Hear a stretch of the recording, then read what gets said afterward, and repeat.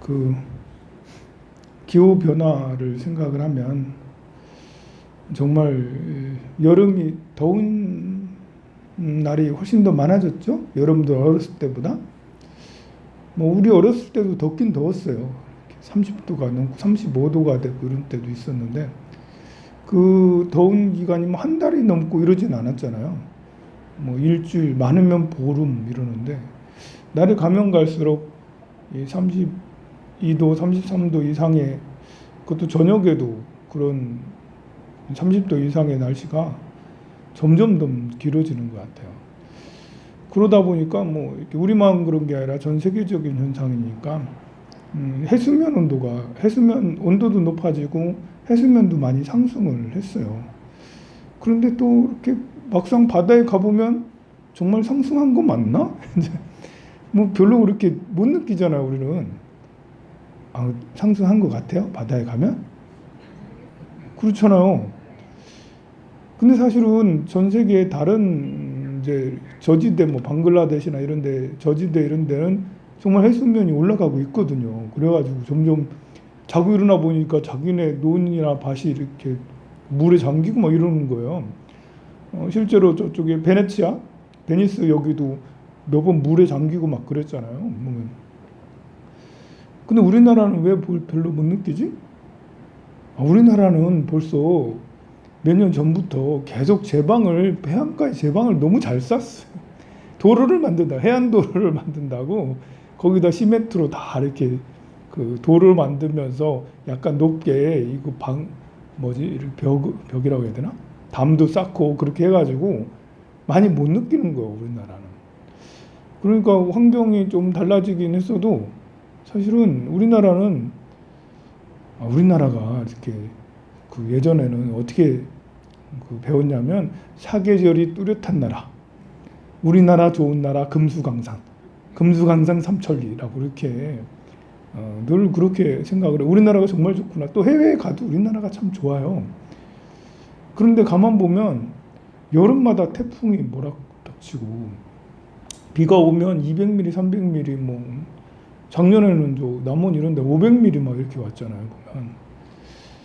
그런데 가만 보면 이번에 뭐 유럽의 독일 이런 데막 엄청 그 홍수가 나고 그랬는데 거기 몇 미리 왔냐면 200mm, 300mm 온 거예요. 200mm, 300mm 왔는데 이제 홍수가 나고 막 이러는 거예요, 보면. 거긴 치수가 그렇게 잘 안 돼 있어요. 왜냐하면 그렇게 많이 온 적이 없으니까. 많이 오면 뭐 50mm, 뭐 30mm, 50mm, 100mm 뭐 이렇게 있는 게. 우리나라는 여름마다 이렇게 뭐 태풍 한번 몰아닥치면 그냥 2, 300mm는 뭐 이제 해마다. 올해는 2, 300mm 울산 쪽에는 오진 않았어요. 엊그저께 제일 많이 왔는데 100mm도 안 왔더라고, 보니까. 그래서 그 100mm도 안 왔어. 근데 다른데 뭐 강릉이나 이런 데는 많이 왔더라고요. 좀 이번 주는 긴장을 좀 해야 돼요. 올해 들어와서 태풍이 한 번도 안 왔거든요. 너무 신기하게 이렇게 한 번도 안 와서 기후 위기는 무슨 기후 위기? 뭐 우리나라는 지금 괜찮은데 이번에는 그 여름도 그렇게 길지가 않았어. 시원했어 보면 7월 달에나 이제 7월 초나 중순이나 이런 때나 좀 덥고 뭐 그 이후로는 울산은 선선했는데요. 이번 주는 좀 긴장을 해야 돼요. 태풍이 올라오고 있거든요. 태풍이. 이 태풍이 처음에 이제 이렇게 태평양에서 태풍이 생겼는데 중간에 태풍이 이제 소멸됐었거든요. 그래서 열대성 저기압으로 바뀌어가지고 이렇게 태풍이 이제 죽었나 했는데 대만 이쪽을 지나면서 이제 다시 태풍이 살아나고 있는 거예요. 태풍이 변해서 열대 저기압이 된다 해도 그 안에 풍속이 25m 정도는 되거든요. 그러니까 그 저기압도 사실은 큰 건데 다시 또 이렇게 우리나라 쪽으로 이렇게 중국으로 갈 것이지 거기서 생겨서 대만 쪽으로 갔으면 그냥 쭉 직진해서 갈 것이지 꼭 거기서 기분 나쁘게 우회전해가지고 슝 올라오고 있어요, 지금. 그래서 제주도를 관통해서 남해안으로 상륙할 것 같다, 이제.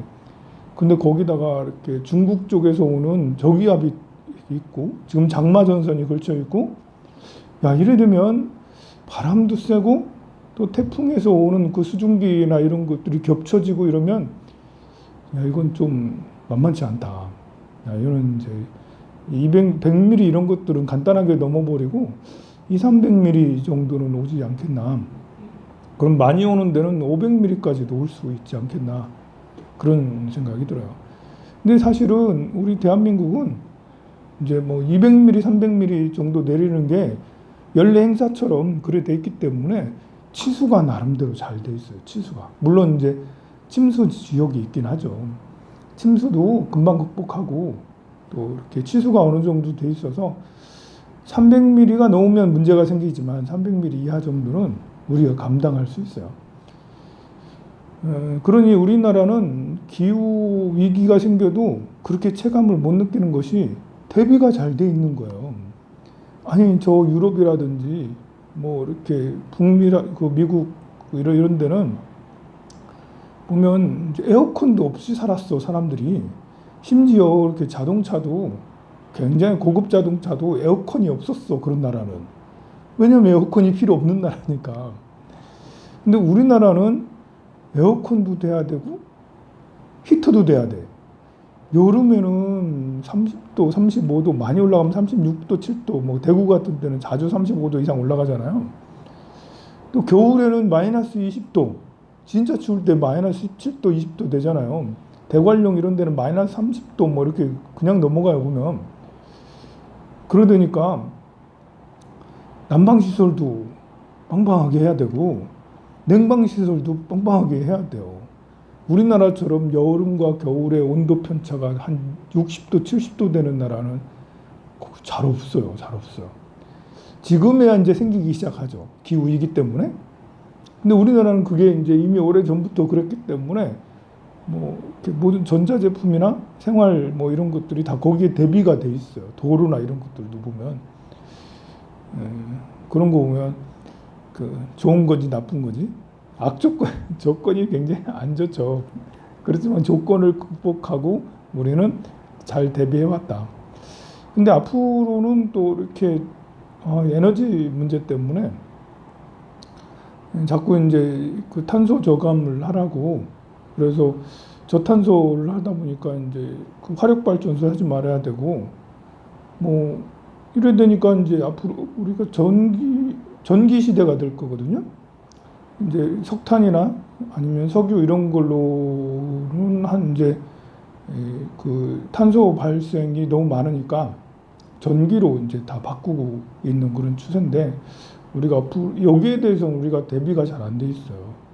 그 재생에너지 쪽으로는 우리나라가 약할 수밖에 없는 게 아니 저기 그 중국만 해도 저 신장 위구르 지역에 햇빛이 쨍쨍하고 1년 내내 비도 안 오고 거기다가 이렇게 태양광 깔으면 엄청 넓잖아요. 우리나라보다 몇 배나 되는 그 넓은 지역에 태양광을 다 깔아봐.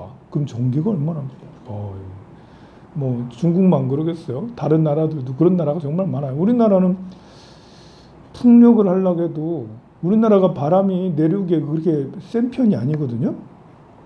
이제 이렇게 바람 요즘에는 앱 이런 것들이 많이 발달돼 가지고 제가 윈디라는 앱을 이제 자주 들여다보고 있는데요. 거기 보면 윈디는 바람이 이렇게 어떻게 일어나는지 비가 어떻게 오는지 이런 것들을 그 전 세계 상황을 실시간으로 볼 수가 있어요. 근데 우리나라 내륙에는 바람이 별로 안 불어. 바람이 안 세. 좋은 거지. 굉장히 좋은 거죠. 그러나 풍력 발전은 할 수가 없는 거예요. 또 우리나라는 땅이 좁으니까 풍력을 어디다 하기도 그렇고 바람도 별로 안 불고 해상 풍력 해서 이제 요 앞에 이제 울산 앞바다에 한다고 그러는데 이제 한다고만 하지 아직 실질은 못 하고 있거든요.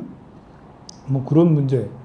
태양광을 깔으려고 해도 태양광이 얼마큼 깔려야 되냐면 그냥 이렇게 경남 좀 심했고 부산, 울산, 양산 정도에 되는 양을 태양광 패널을 깔아야 되는 거예요. 우리나라가 어느 정도 전력을 충분하지는 못하지만 그래도 어느 정도 화력 발전소를 줄이고 태양광을 깔으려면 부산, 울산, 경남 이만큼이나 되는 많은 양들을 태양광 패널을 깔아야지 우리가 전기를 이제 제대로 쓸 수가 있는 거예요. 우리나라 그럴 수가 있어?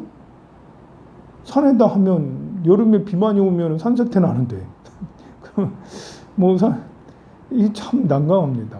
풍력도 그렇죠, 태양광도 그렇죠. 그렇다고 수력 발전하기가 뭐 수력 발전도 사실 뭐 하기가 어렵잖아요. 저수지가 많고 그래도 그 수력할 만큼은 아니거든요. 그러니 전기를 새로 에너지를 쓰는 게 참 그래요. 그래도 이제 나름 장점이 많은데 요즘에는 이렇게 우리가 지정학적으로 보면 참 악조건이다라고 생각을 하는데 아프가니스탄을 이렇게 뉴스를 보고 이렇게 하다 보면 아프가니스탄은 악조건이면서도 좋은 조건. 그러니까 아프가니스탄 오른쪽으로는 중국이고 왼쪽으로는 이란이고 남쪽으로는 파키스탄, 인도고 북쪽으로는 러시아예요. 거기가 완전히 이렇게 사통팔달인 곳이에요. 어느 곳이든 다 갈 수가 있어요. 그렇기 때문에 정복도 많이 당해. 알렉산더 대왕도 거기 정복했지. 몽고도 거기를 들어갔지. 영국도 거기 들어가고 러시아도 들어가고 이번에 미국도 들어가고 또 옛날부터 페르시아가 그쪽에 와가지고 거기 사는 종족의 이름이 타슈툰족인데 타슈툰족이 제일 많아요. 한 3천만 명, 4천만 명 되는데 이 사람들이 자기네라 국가를 가진 적이 거의 없어. 타슈툰족만의 국가를 가진 적이 별로 없어요. 전부 다 다른 외세에서 침입을 해서 국가를 만들고 본인은 이제 제2의 이제 세력이 된 거죠. 그러니 여기는 지정학적으로 나쁘다 할 수도 있죠, 그죠? 워낙 센 나라들이 옆에 잔뜩 있으니까 자꾸 침입을 당해. 그러니까 지배를 늘 당하는 거예요. 우리나라는 겨우 한 번, 이제, 아니 2번이죠. 몽고한테 한 번 지배당하고, 일본 때문에 이렇게 했는데, 그래도 우리나라는 거기에 비하면 상황이 좋죠. 그러나 그 악한, 안 좋은 상황에도 불구하고 우리나라는 지금 열심히 노력해서 성장을 했어요. 근데 아프가니스탄 같은 데는 그렇게 이게 상황이 좋은 거야, 나쁜 거야 할 때, 자기가 불리하면 상황이 정말 나빠지죠. 그런데 자기가 좀 유리하면 상황이 오히려 그게 더 좋을 수가 있습니다. 이 사람이 가만 보면 운명이 따로 정해진 게 아니에요. 내가 자존감이 높으면 내 주변 사람들이 다 내 편이 되고요. 내가 자존감이 안 좋으면 내 주변 사람들이 다 나의 적이라고 해야 되나? 나의 이제 반대 세력이 돼요. 이게 타고난 게 아니더라고. 업장이 내가 얼마나 좋길래 내가 만나는 사람마다 내 도둑놈이야 이렇게 할 게 아니라니까요. 내가 만나는 사람들이 도둑놈이고 내 걸 다 떼먹으려고 하고 있다라면 본인이 마음이 우울하든지 자존감이 떨어지든지 아니면 어리석든지 막 퍼주고 아무 개념 없이 막 퍼주고 개념 상실한 거지. 그러니까 이제 그러든지 아니면 우울해서 있든지. 근데 그게 아니고 긍정적이고 밝고 또 지혜롭고 하면 주변의 모든 상황들이 다 나에게 좋게 작용하는 거예요. 때로는 나한테 내가 긍정적이라 하더라도 나한테 위기가 생기기도 하죠. 이제 보통 위기라는 게 10년이나 12년에 한 번씩 찾아와요. 사람에 따라 약간 달라요. 어떤 사람은 12년에 한 번 찾아오고 어떤 사람은 10년에 한 번씩 찾아오는데요. 그것은 편관이라는 것이 있고 편인이라는 것이 있기 때문에 그래요. 내가 편관 종종 한 번씩 얘기했을 거예요. 편관은 도끼 들고 나를 치러 오는 거고 편인은 별별 고민거리들이 잔뜩 생기는 거거든요. 누구나 다 그런 시기를 경험하게 돼요.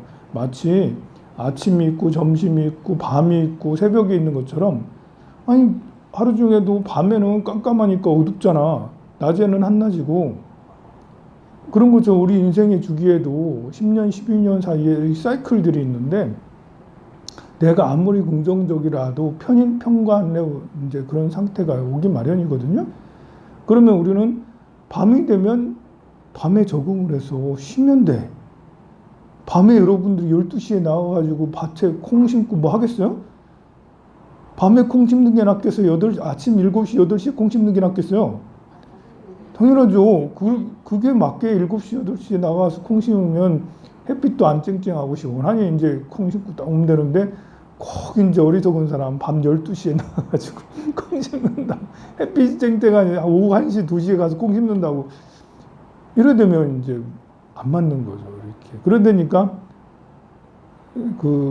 그렇게 그건 위험한 상황이잖아요. 그러니까 위험한 상황에 노출돼서 그렇게 가가지고 본인이 사변을 당하게 되는 거예요.